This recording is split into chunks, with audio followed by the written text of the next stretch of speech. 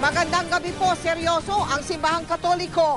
Paiigtingin daw nila ang paghimok sa publiko na huwag iboto mga kabilang sa binansagang Team Patay o yung mga kandidatong mambabatas na bumoto noon pabor sa kontrobersyal na reproductive health law.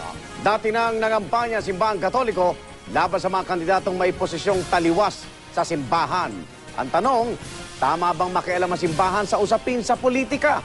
Nakatutok si Jam Sisante. Team Patay at Team Buhay.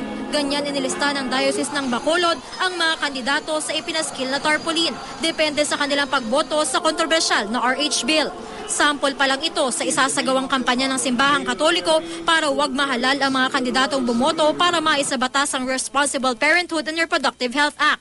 Isa sa isinusulong ng batas ang artificial contraception na tinututulan ng simbahan. Palagay ko darating sa punto na malinaw na sasabihin ng mga leaders simbahan, hindi lang pari at obispo, no, yung mga lay leaders natin, sino yung mga bumoto sa RH, sino hindi bumoto sa RH, at ibigay yan sa tao, ilantad yan. Bahala ang tao.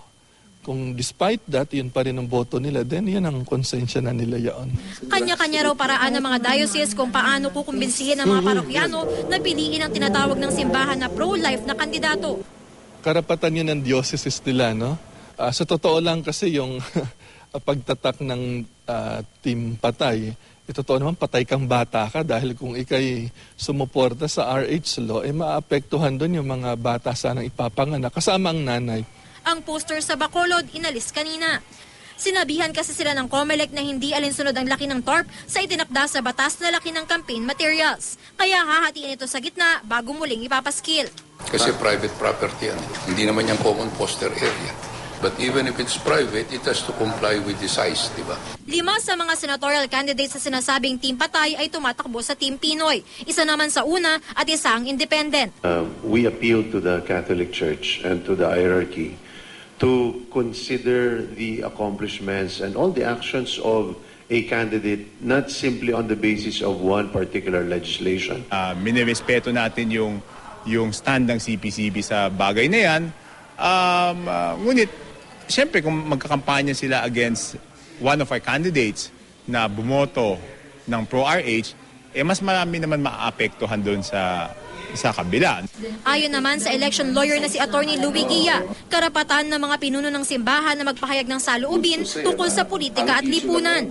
Pero mahalaga din daw isaalang-alang ang prinsipyo ng separation of church and state na nakasaad sa saligang batas. Pag ginamit mo yung loob ng simbahan o sa gitna ng service or mass na tinatawag sa mga Katoliko sa homily na halatang pumapabor ka or kahit na nagpapangalan ka ng sinong iboboto at sino yung...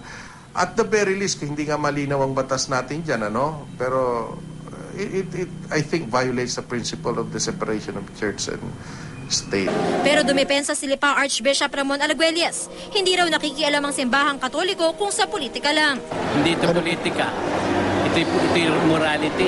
Ito yung kinabukasan ng ating bayan at saka ng ating nansangkatauhan. Kaya kung ang politika, yung maduming politika, talaga hindi dapat kami makialam, pero dapat linisin namin.